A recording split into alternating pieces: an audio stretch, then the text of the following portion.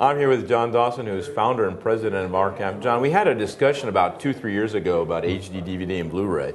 You've actually got a Blu-ray player that's going to hit the market soon. It's not the first one out there, obviously, and it's certainly not going to be the last one.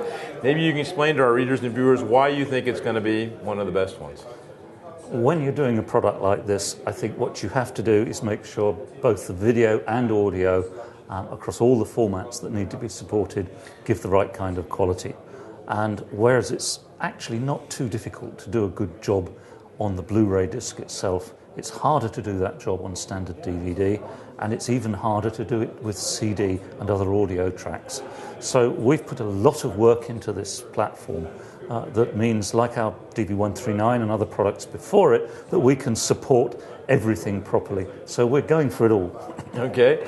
It's right next to the AVR 600, which we've seen before. We actually talked about it in the U.S. We've done a video clip for which our readers and viewers can see. But you've got an under-the-hood view here at the show in Bristol. Right. Maybe you can explain some of the components in it for our viewers out there. Yes, for sure. And I have to tell you guys, along with about another 10 people in our company, I spent over 2 years of my life in this thing. So I ought to know some of it anyway. I'll get my bit out of the way quickly, which is the power amplifier, which is this back part of the unit. And that's a Class AG design, which is very unusual. So at ordinary operating levels of a few watts, it's actually running in Class A. It's very, very clean.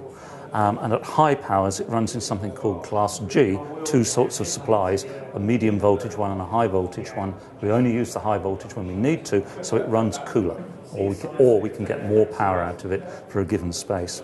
The rest of it looks the same volume, but is about 10 times the work, because there's another 10 guys been doing this.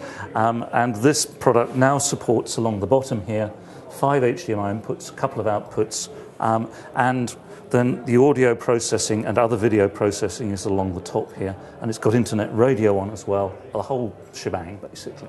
And it's interesting that when we spec'd this 3 years ago, and we're now producing, which is a year later than we'd ever envisaged, it's still on the money in terms of spec. So we're very pleased about that. Well, congratulations. For more information, they can actually see a video clip of the product. Absolutely. And for the product specs, they can find that on arcam.co.uk. That's correct, Bob. Thank you very much. Thank you. Great to see you again. Always a pleasure. Thank you. Always a pleasure. Thank you.